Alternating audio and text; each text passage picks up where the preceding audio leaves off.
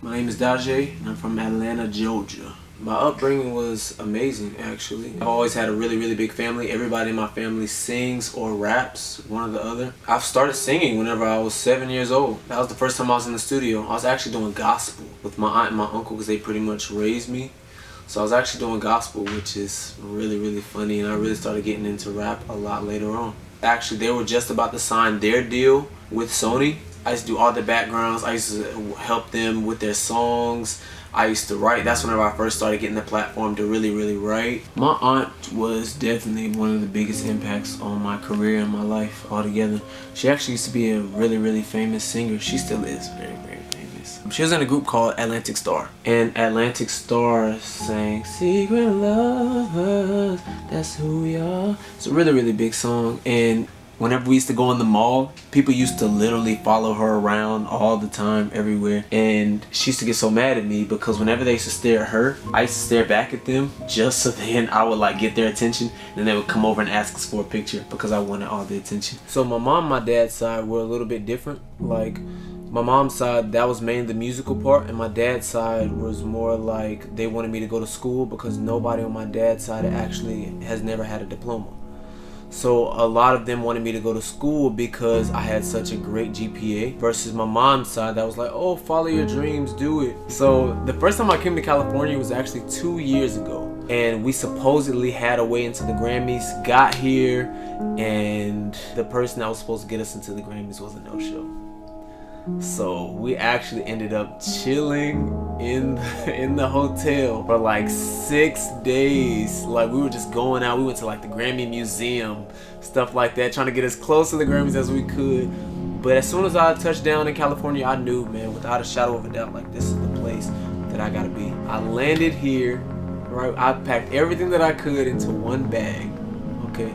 Because you know on Delta you can only get one free bag, you know what I'm saying? You gotta pay for the other ones.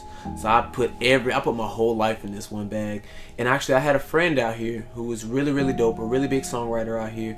I ended up staying with him. He was at the end of his lease, so he let me stay there for a month while I got on my feet. I got out here, and the last little bit of money I had in my account, I blew it.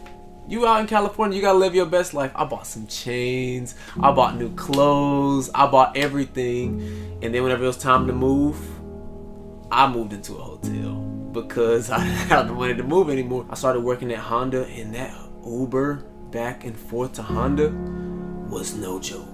Okay, so I could literally do nothing. So there was a Wendy's next door, and like whenever my friends would go over there, they used to buy me food. And I wouldn't ask because I'm so prideful. I wouldn't ask them to buy me anything, but they knew I didn't have anything to eat, so they used to buy me food. And it's actually one of my best friends to this day. So after I left Honda, I didn't leave Honda because I got signed. Whenever I left Honda, I was still broke. After that, I ended up, I got me a roommate for like a month. Couldn't pay the rent there. And then I met one of my really good friends, Johnny, and he actually hooked me up. He got me a place full of Lolo. It was a frat house. I ended up staying in the frat house until we all got kicked out. From there, I ended up writing a song that took me all of 10-15 minutes for me to write. And that song actually is the song that got me signed from the previous roommate. They actually put a situation together.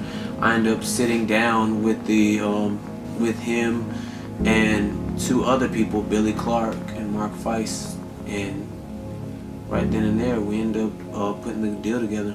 I'm gonna start by dropping these singles. I've been recording non-stop and I've been writing. So what we're doing is we're putting together a project. Right now they're putting, as well as the project, they're putting like the plan, the brand, all that good stuff together just to kind of figure out what we want to do next. After we recorded the first round of songs, it's dope because we already had a lot of really good singles, but it's one in particular that really stood out. And that's the song that took me about all of 10 or 15 minutes to write. You just never know. Sometimes you may think that it's not your best, but you know, you're not always buying the music, you know, it's the masses. My hustle is giving a voice to the underdog, giving a voice to the people that weren't heard, that weren't believed in, that people felt like they wouldn't be able to do this, wouldn't be able to do that, because that's always been me. And look at me now.